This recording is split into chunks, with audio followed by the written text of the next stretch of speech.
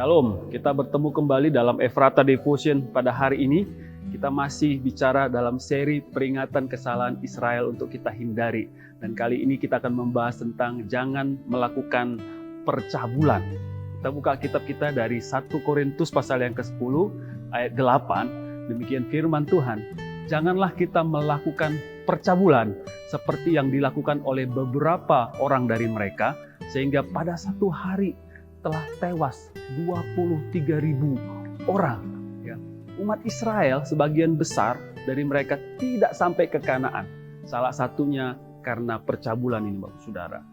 Hati-hati, kita juga sebagai umat yang percaya sampai saat ini, kita bisa tidak mengalami Kanaan atau hidup yang berkelimpahan itu, atau hidup yang maksimal itu karena percabulan ini, Bapak Saudara. Dosa ini bisa menguasai siapa saja, termasuk saya, Bapak Saudara. Kalau tidak berjuang untuk membereskannya, bisa akan merusak dan menghancurkan kita. Bapak Saudara, umat Israel pada waktu itu ada di wilayah Sitim. Jadi beberapa bangsa Israel mulai berzina dengan perempuan-perempuan Moab. Mereka diajak ya ke korban sembelihan bagi Allah mereka, dan mereka turut makan dari korban itu dan menyembah Allah lain, yaitu Baal Peor. Jadi Allah murka. Ya, dan mereka kena tulah sampai tewaslah 20-an ribu orang pada waktu itu. Jadi di dalam ayat 8 yang kita baca tadi, Paulus bilang ada 23.000 orang.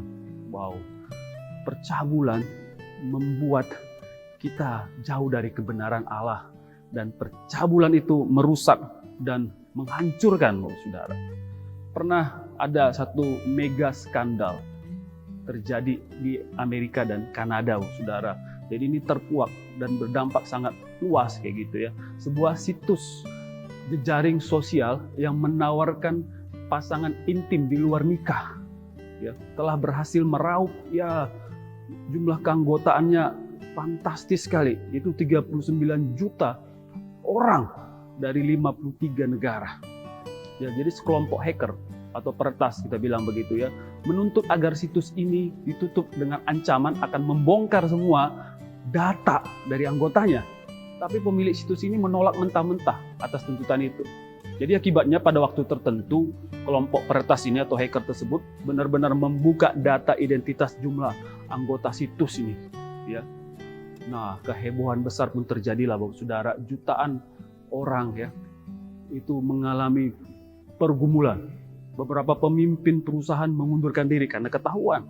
Ya, terjadi serangkaian aksi bunuh diri dari anggota situs. Karena apa? Karena tidak bisa menanggung rasa malu ya, dan ya, merasa bersalah gitu. Nah, di wilayah religius ya, kita bilang gereja lah, ternyata ada ditemukan sekitar ratusan staf dan pendeta yang mengundurkan diri dari jabatan mereka di gereja. Kenapa? Karena ketahuan ya, ternyata mereka ikut jejaring ini ya kan.